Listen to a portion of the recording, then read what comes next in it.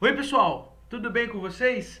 Aqui é o professor Matheus Falcão, professor de História, e na nossa aulinha de hoje a gente vai continuar nossa discussão sobre África Antiga, história e diversidade da África Antiga. Vamos lembrar rapidamente o que a gente já discutiu?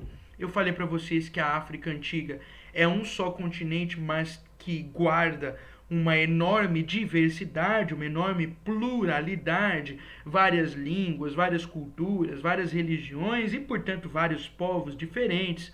Falei para vocês das formas de organização social, aldeias, cidades-estado, reinos, né? Que conforme o tempo vai passando na África antiga, essas formas de organização política e social vão se modificar também.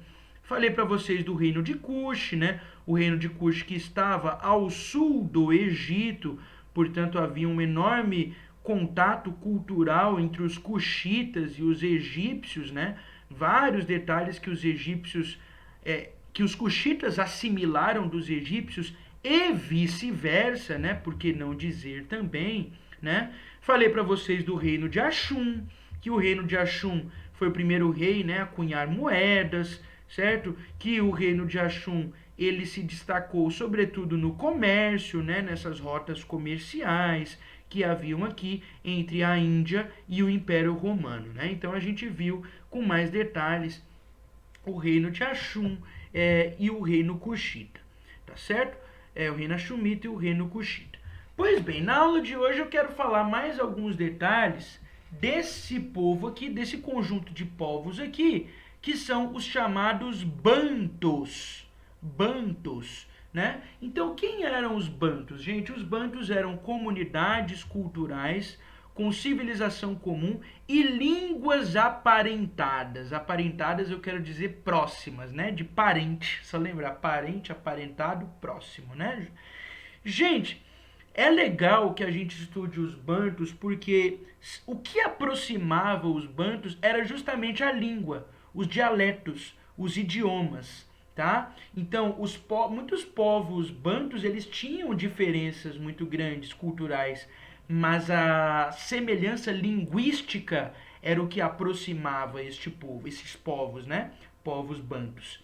Em termos de tecnologia, os bantos eles aprimoraram os instrumentos de ferro com o objetivo de possibilitar uma alimentação mais equilibrada. Olha só que interessante.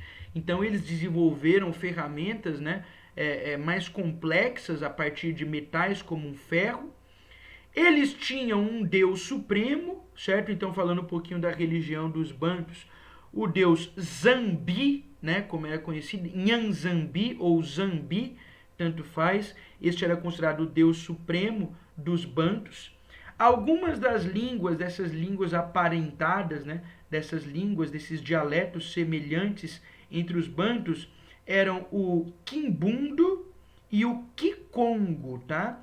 Eram línguas, dialetos que aproximavam estes povos. O segundo maior contingente, ou seja, contingente é um conjunto de pessoas, né? O segundo maior contingente de africanos trazido para o Brasil. Então, ano que vem, quando a gente for estudar Brasil, né, quando a gente for estudar a colonização brasileira, a gente vai ver a questão do tráfico de escravos, né, que os portugueses traziam para cá. E os bantos vão ser a maior quantidade de escravos que vai ser trazida para o Brasil. Por isso que na cultura brasileira nós temos elementos que vão vir dos bantos, né? Por causa dessas pessoas que vieram para o Brasil escravizadas, né? Então, por exemplo, elementos como a capoeira, como o maracatu, né? O gênero cultural, musical, rítmico, o candomblé de Angola, né, uma religião de matriz africana, são heranças, no caso, que os povos bantus, inclusive, vão trazer para o Brasil neste cenário de escravidão. Tá? O povo banto ele possui sua própria organização, sua própria arte, visão de mundo. O berimbau, a cuíca, por exemplo, são instrumentos bantus que também vieram para o Brasil. O berimbau usado bastante na capoeira, né? E a cuíca utilizada bastante no samba, né? No samba é muito utilizada a cuíca como instrumento musical. E essa aqui, gente, essa parte aqui marrom mais escura, né? Que eu tô passando aqui o mouse, onde estavam os povos bantus. Veja, não é um povo banto. É um conjunto de povos, são vários povos diferentes que se aproximavam justamente pela raiz linguística. Tá, gente? Então, assim, nós vamos ter várias palavras na língua portuguesa do Brasil que vão ser palavras inspiradas nos idiomas bantus, nas línguas bantas, né? Dos povos bantus, como, por exemplo, a palavra quitanda. Quitanda, que é aquele mercadinho, né, que a gente vai. Caçula, né? E outras palavras como essas duas que eu citei, quitanda, caçula, que vão ser palavras formadas a partir dessa influência cultural africana e linguística dos bantus, tá? Então é uma curiosidade interessante para a gente discutir aí, né? Eu já falei para vocês, o segundo maior contingente de escravos trazidos ao Brasil, o povo possui sua própria organização, enfim, nós já lemos isso, né? E é isso, tá? Nós já lemos essa parte dos bantus. Gente, há muito mais coisa de África, né? Esse vídeo de hoje ele é mais curtinho mesmo, né? É um vídeo mais curtinho, porque ficou faltando essa parte dos bantus aqui que eu queria ter falado para vocês, né? Na nossa aula síncrona, e por isso que eu tô falando aqui agora, tá? Então, assim, gente, falando de África, é importante nós trabalharmos uma coisa, certo? Quando a gente estuda o continente africano, eu já falei para vocês, o continente africano, ele é uma só. Às vezes a gente tem a ideia de que o continente africano é uma só cultura. É um só povo. A gente fala de África e pensa numa coisa só. Ou seja, numa coisa uniforme, né? Numa coisa padronizada, numa coisa, enfim, uniforme, certo? E não é, certo? Quando a gente fala de África, eu já falei, África eu estou falando de uma enorme diversidade, de uma enorme pluralidade. Então olha só quantas culturas, quantos povos a gente estudou, né? Estudamos Egito lá no capítulo anterior, estudamos os cuxitas, os bantus, os axumitas e vários outros povos que a gente poderia estudar. Eu estou citando aqui alguns exemplos, que é o que o capítulo vai trazer para nós, tá? E aí é importante a gente pensar numa coisa que é numa visão muitas vezes cultural que a gente tem de analisar culturas a partir de uma evolução e de uma escala que a gente faz de uma cultura melhor ou pior. Ah, tal cultura é melhor do que a outra, ou tal cultura é mais evoluída do que a outra. Não, a minha cultura aqui do Brasil é melhor e mais evoluída do que a cultura africana.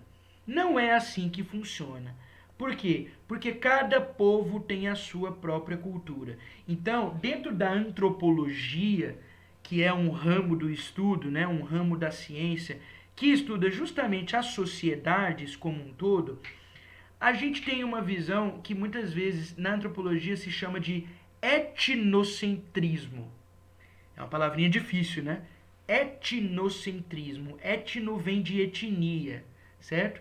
E centrismo de centro. Então, às vezes, a gente coloca a nossa cultura acima da outra.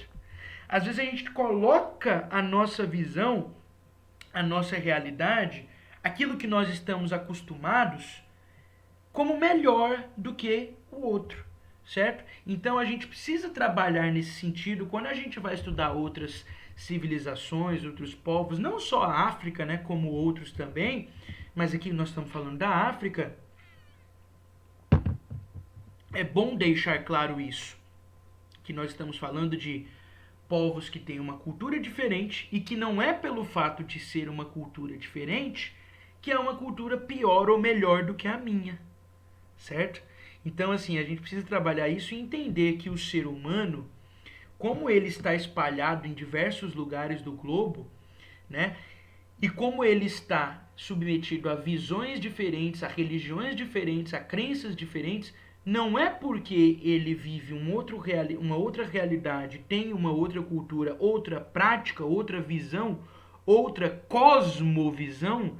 O que é cosmovisão? Visão de mundo, né? Cosmo, né? Essa ideia de visão, então, visão de mundo. Não é porque a pessoa tem uma outra cosmovisão, pense diferente do que eu penso, de como eu fui ensinado, de como eu cresci, que ela vai ser pior do que eu, ou que eu vou ser melhor do que ela, né? Geralmente as pessoas dizem isso. Ah, não, essa cultura é atrasada. Ah, não, essa cultura é inferior, essa cultura não presta, né? Então não é assim, gente. A gente tem que desenvolver um respeito muito grande, né? A gente precisa desenvolver esse respeito por culturas que são diferentes da nossa. E tá tudo certo por ser diferente, certo? Não é porque essa cultura é diferente que ela é pior. Pelo contrário, né? Cada um, não há essa lógica, cada um tem sua própria cultura e é assim que funciona, tá certo? Então, assim, gente, nós temos vários outros povos, né?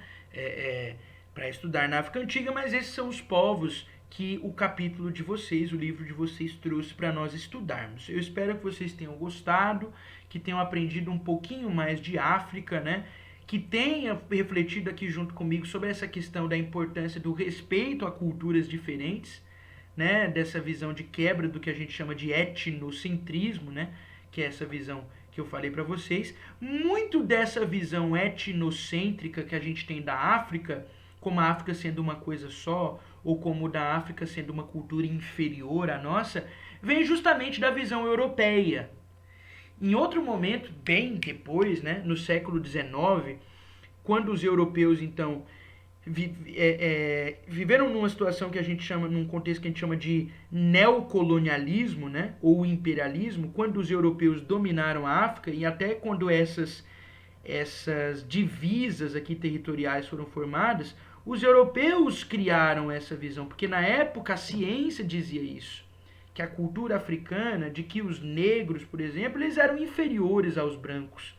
Hoje a gente sabe que isso está completamente superado, mas infelizmente muitas pessoas ainda cultivam um sentimento racista, né? Que é essa visão de que você tem classes melhores do que outras, né? Raças melhores do que outras. Hoje a gente sabe, por exemplo, que o ser humano é uma raça só, né? É a raça humana que é dividida em diferentes etnias. Mas por um momento se achava então que haviam raças e de que a raça negra era inferior.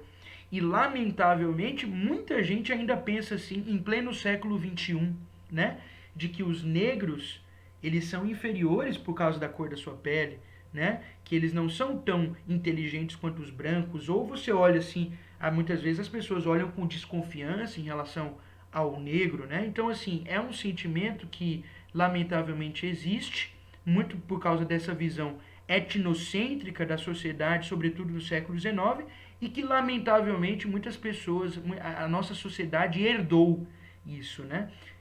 Mas é uma visão que a gente deve, por isso a importância da compreensão de uma outra cultura, porque quando a gente compreende outra cultura, entende que essa cultura ela é só diferente e que ela não é melhor ou pior do que a minha só por ser diferente, então muito desses preconceitos que eu tenho, né, que eu vou adquirindo, eles vão sendo quebrados. Daí a importância da gente estudar história também por causa disso.